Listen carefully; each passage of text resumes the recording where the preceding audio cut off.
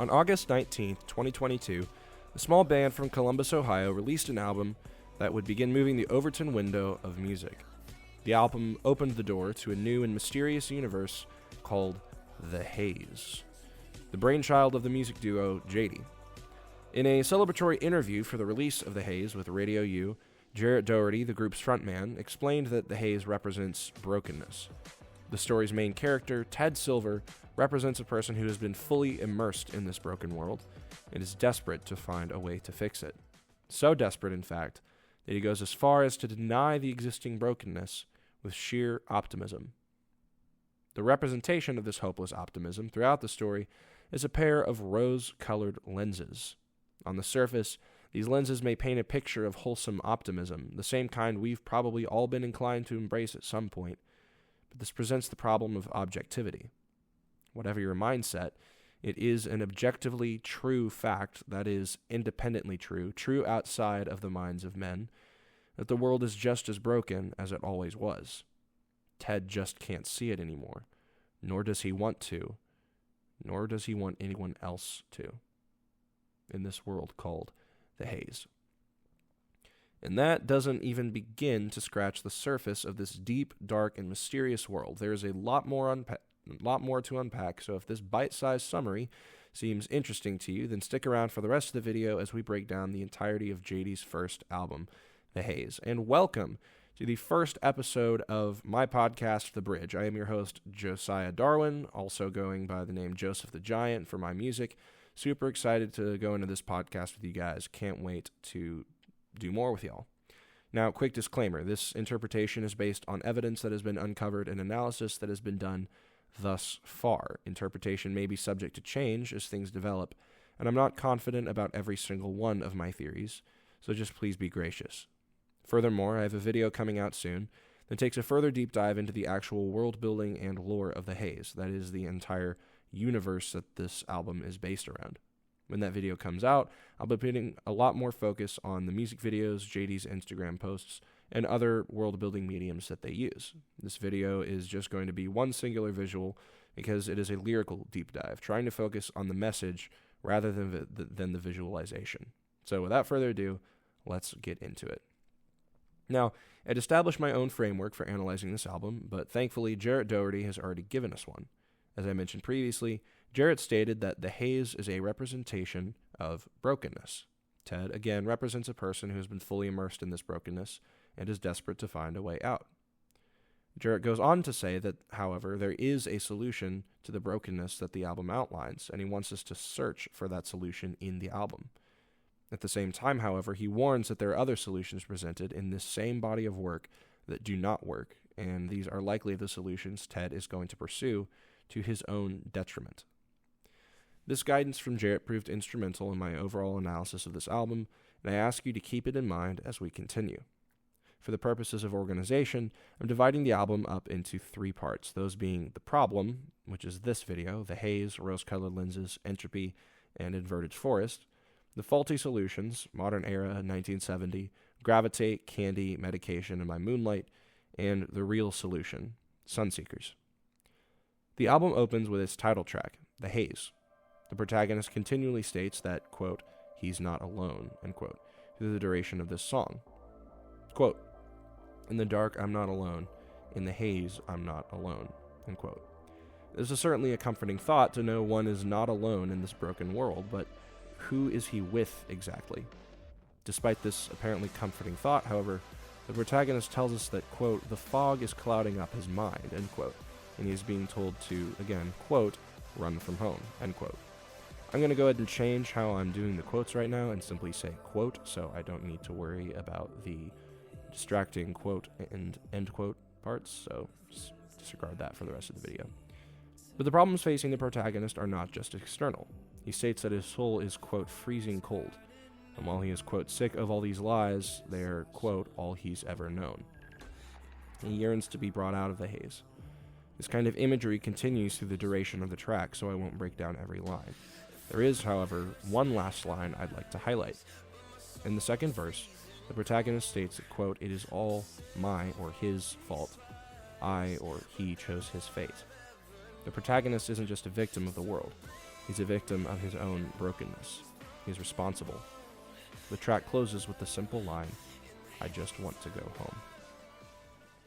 The next song on the album introduces us to the catch-all object that represents every faulty solution to the brokenness of the haze: rose-colored lenses. The first couple of lines summarize the problem that was introduced in the first track. The protagonist hasn't seen the light. He's been in the dark. He wants a solution to his and the world's brokenness. He wants to be taken to a world where he can see the brightest days. There is, however, a problem. There's a sort of peer pressure from the world around him. Quote, "Everybody's watching." It's protocol to wear these lenses, so of course he's going to put them on. Not only is it protocol, according to the world, but the RCLs, quote, "make the world go round." According to Cambridge Dictionary, a thing would be said to colloquially make the world go round because it is, quote, "extremely important so that many ordinary events could not happen without it." Apologies for my pronunciation of the word colloquially. These lenses are a way of life. Everybody wears them, and we may fall apart if we take them off. We then see a dichotomy between the end of the chorus of rose-colored lenses and the end of the haze. At the end of the haze, the protagonist says he just wants to go home. In rose-colored lenses, however, he says he doesn't want to go home. Even worse, he realizes he's broken, but he'd rather be left alone in the upside down. When he referenced the upside down, my mind immediately went to the popular Netflix series Stranger Things and the corrupted dimension of the same name. Jarrett did confirm in an interview with YouTuber Suffi Reax, linked down below, that this was in his mind when he wrote the line. And the analogy is quite fitting. The world is broken, corrupted, not as it should be. The second verse continues expounding on this corrupted pressure that surrounds the protagonist. There's wicked people surrounding him, even in his mirror. He's being pulled in all directions, shape-shifting and bending to what everyone in the world says, moving from hopeless cause to hopeless cause. The bridge is a bit of a mood change, however. The protagonist says he's, quote, "telling everybody that life ain't what it seems." There are two important questions that arise because of this bridge. What does life seem to be, and what is it really? Well, it really just seems to be pointless. And what is it really? Keep that question in mind. We'll save it for the rest of the analysis. The outro to the song is perhaps one of the most mind-boggling parts of any of their songs, and also one of the most terrifying, at least for me. Quote, "I finally settled down and listened to your voice." At this time, it seems like the protagonist has finally found some kind of peace in someone. However, this peace does not last for long. Quote, "And then I realize there's demons in my head that I just want to get out." What the protagonist thought would finally fix him and fix the brokenness of the world failed him. It breaks him. The last part of the outro is a desperate cry out to someone or something, a Hail Mary, a last-ditch effort for fear of having one's brains blown out. Quote, "I don't know my name. I don't know my name. I just want to run into your arms before I end up in a graveyard. I don't know my name. I don't know my name. Tell me who I am. Because without you, man, I think they'd blow my brains out." He feels hopeless, worried that he won't be able to find peace before he passes, thus pondering the purpose of life and what his fate will be beyond the grave. We now turn to analyze the next song on the album, Entropy. Entropy can be accurately described as a continuation of the plea that begins at the end of Rose-Colored Lenses.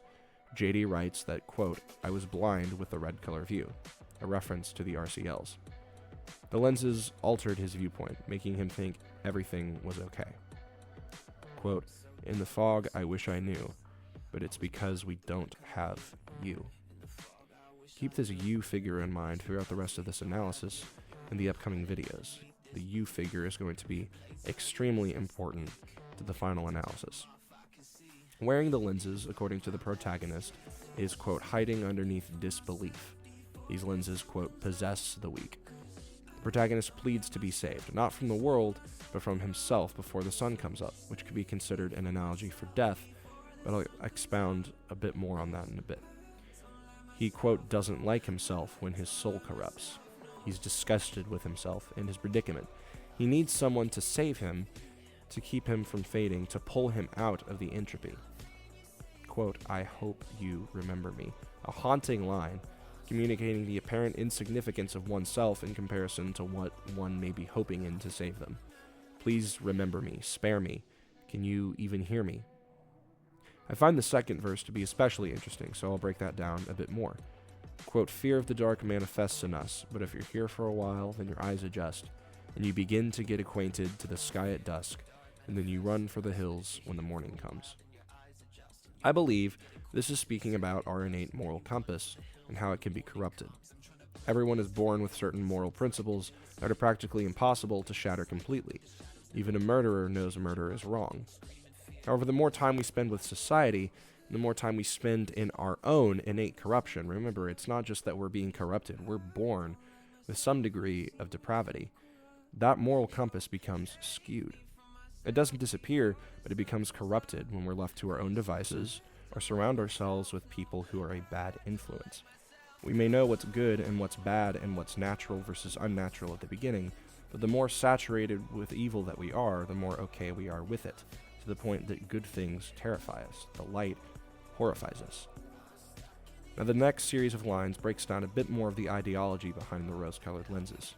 Quote, I'm trying to break this. We know it isn't right, and that it would say that optimism is the way to sight, but the shadows never run from a change of mind, but they would scream in fear at the sign of the light. The key line here is, the shadows never run from a change in mind. Forcing oneself to be optimistic, claiming neutrality, or denying belief in the problem altogether doesn't make the problem any less real. However, at the sign of, quote, the light, the real solution, the shadows would scream in fear. What is this light exactly? We'll get into that a bit more down the road. We now turn to the last song in the setup of the Haze, Inverted Forest. This is the most lore-heavy song thus far on the album. There's a lot of imagery in this track that is similar to the tracks analyzed above, so I'll run through it quickly. Quote, inverted from the start, poison in my heart.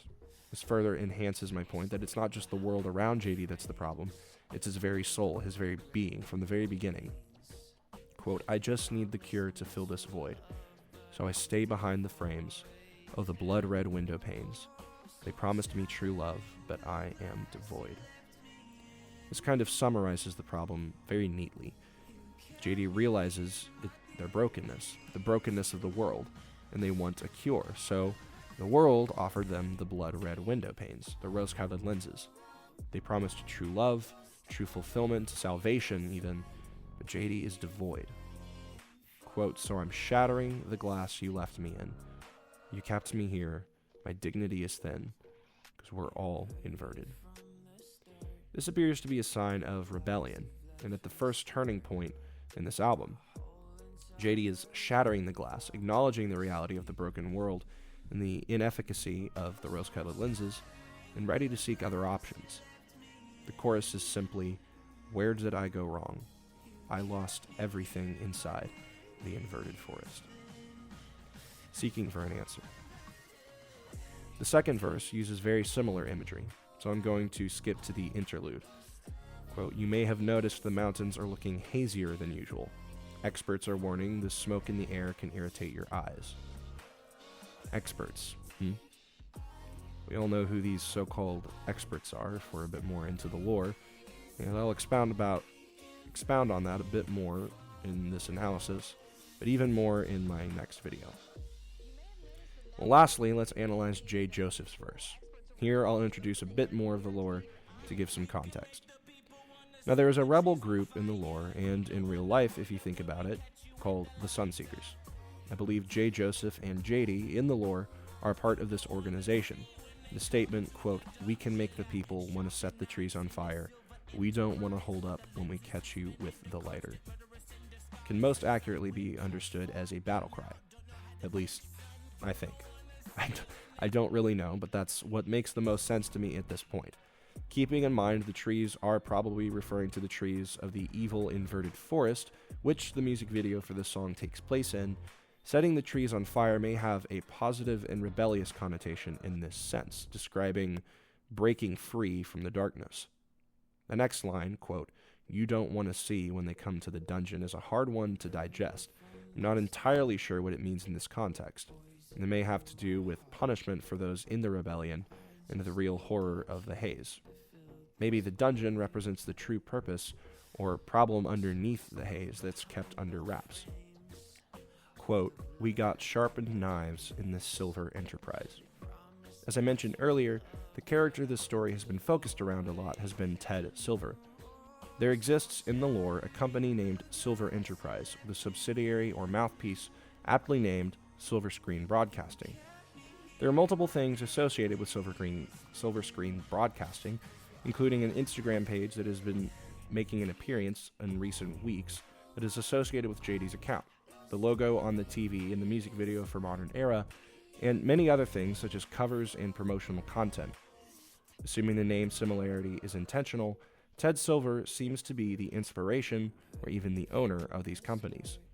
The so-called sharpened knives that Silver Enterprise possesses may also be an allusion to its ability to fight back against the rebellion as a major corporation, against truth, and against their intentions being revealed, almost like an undercover mob masquerading as some philanthropic, whatever. We further learn from the Silver Screen Broadcasting Instagram page that Silver Enterprise is associated with the creation of these rose-colored lenses. They created the lenses which, as the next line says, suspended a constant murderess in disguise. Now that's a lot to take in, so I'll leave it there to go over more in a future video. Last line, quote, "Because I went too far and now don't know how to think.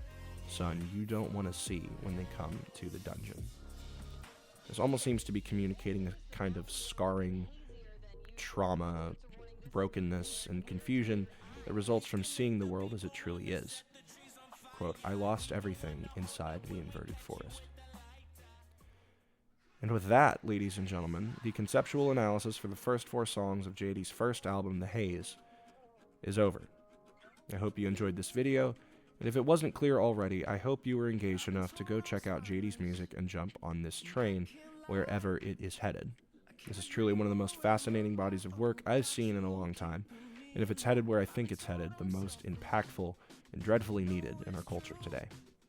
As I said, I have more videos coming related to Jady in the near future, from finishing my analysis of The Haze, to analyzing their sophomore album Napalm, analyzing their singles, as well as the actual world building and lore in the universe of The Haze.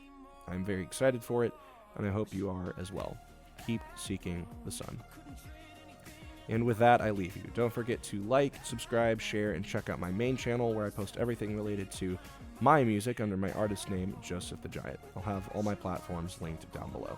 God bless you all. Have a lovely day. See you later.